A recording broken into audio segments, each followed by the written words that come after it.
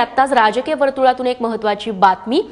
कुठल्याही महापालिकेमध्ये भाजपसोबत युती करणार नाही अशी शिवसेनेनं कालच घोषणा केली। आता भाजप तयार झाली आहे। मुंबई महापालिका घोटाळ्यांवरती ब्लॅक पेपर प्रसिद्ध करणार आहे भाजप। मुंबईत विक्रोळीतल्या सभेत किरीट सोमय्यांनी ही घोषणा केलेली आहे आणि स्वतः किरीट सोमय्या आता आपल्या सोबत आहेत। सोमय्याजी, काय आहे या ब्लॅक पेपरमध्ये?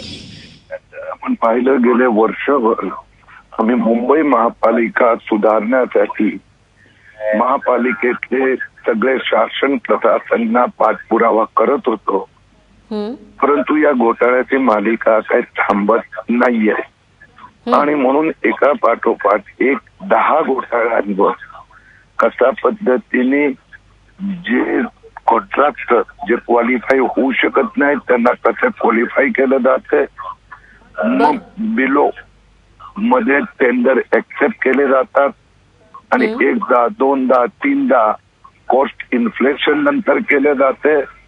अशा पद्धतीचे सगळे काम दमडीचं नाही, पण किंमत टेंडर पेक्षा तिप्पट दिली जाते।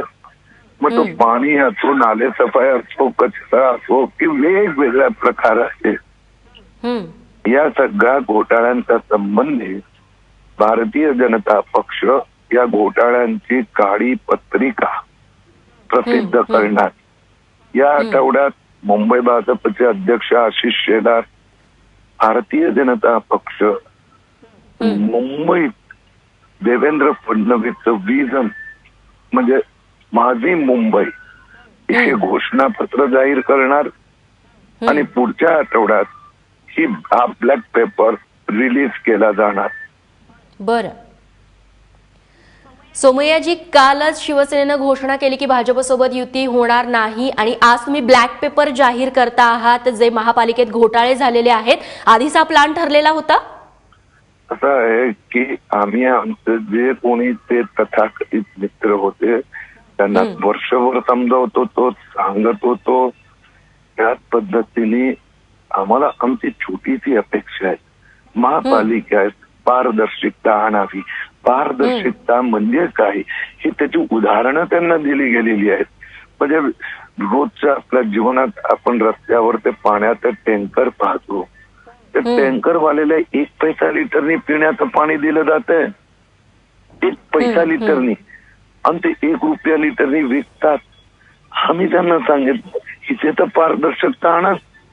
बरं, परंतु पारदर्शकता आणि काही लोकांचा 36चा आकडा असू शकतो, परंतु भारतीय जनता पक्षाने मुंबईकरांना आता मुंबई महापालिकेत पारदर्शकता हवी आहे, म्हणूनच त्या अशा पद्धतीने घोटाळे होतात आणि त्याच्यावर भारतीय जनता पक्षाची उपाययोजना।